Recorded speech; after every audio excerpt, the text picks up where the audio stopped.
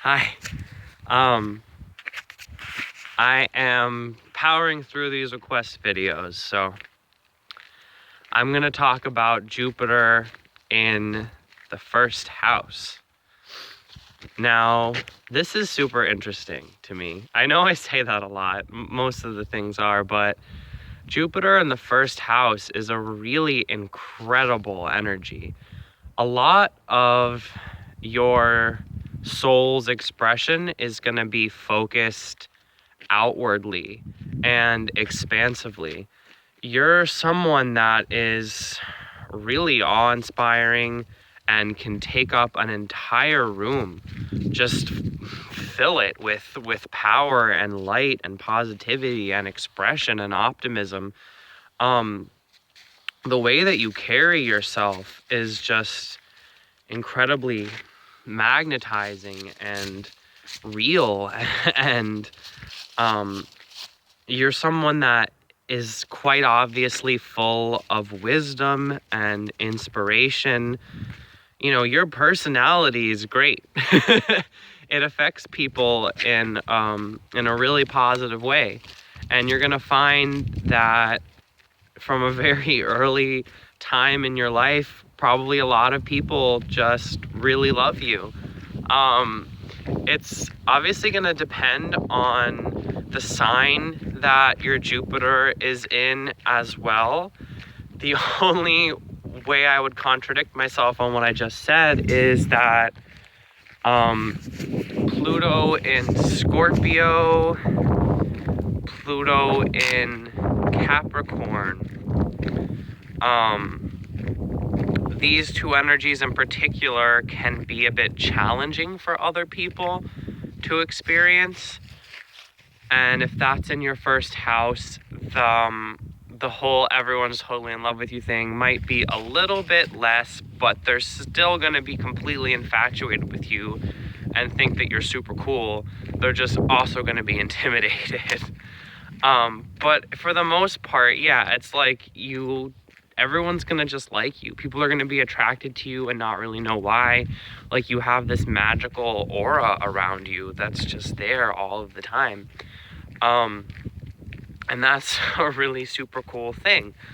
The only, I guess, what balances out this really awesome placement is that your 7th house is going to be under a lot of pressure. This is to say that while your own really abundant personality exists, you might find yourself being less interested in other people. You're kind of focusing a lot of your contemplative energies on your own personality and continuing to further your ego and your identity and spend a lot of time thinking about that and growing that as a concept. And when it comes to philosophizing, is that even a word, about other people and how they relate to you, it seems sort of empty. This happens a lot because Jupiter takes up a lot of space. So while your 7th house isn't necessarily empty, unless it is, but still, it's more of a contrast rather than a reality or a truth, if that makes sense. But so you're gonna have a bit of a harder time really connecting with people. Like, while you draw all of them in for sure, you're not going to keep all of them around, and people could often seem kind of boring to you or unimportant to you. Having Jupiter in the first house, even more so than having the sun there, can really make you go get a big head, and just get all up in there and think that, you're better than other people. As much as Jupiter doesn't like to do that, it's really hard when you put it in the first house. It keeps growing and doesn't stop. That's the nature of what it is. So you would be better matched with other people that are on a similar level as you.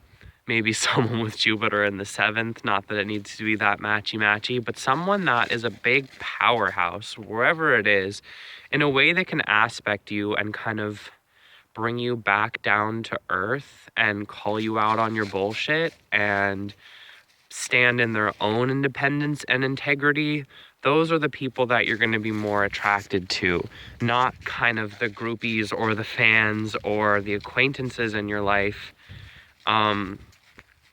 It's almost going to go by as a blur. But if you have someone that doesn't like you, even if it's, in a way that you're in a relationship and you're like, oh my God, I hate you, that is going to be a dynamic that you enjoy a lot more and will bring you a lot of happiness.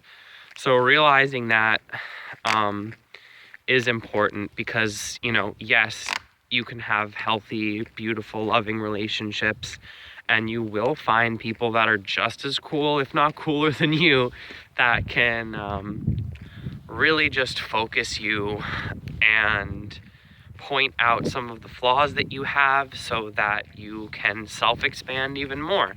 You don't mind being criticized. Someone that has a lot of Virgo energy is probably going to be someone that could be a really good friend of yours or a partner. Virgo and Jupiter really work together pretty well when it comes to balancing each other out, in my opinion. So yeah, Jupiter in the 1st. I think I got it all out right off the bat.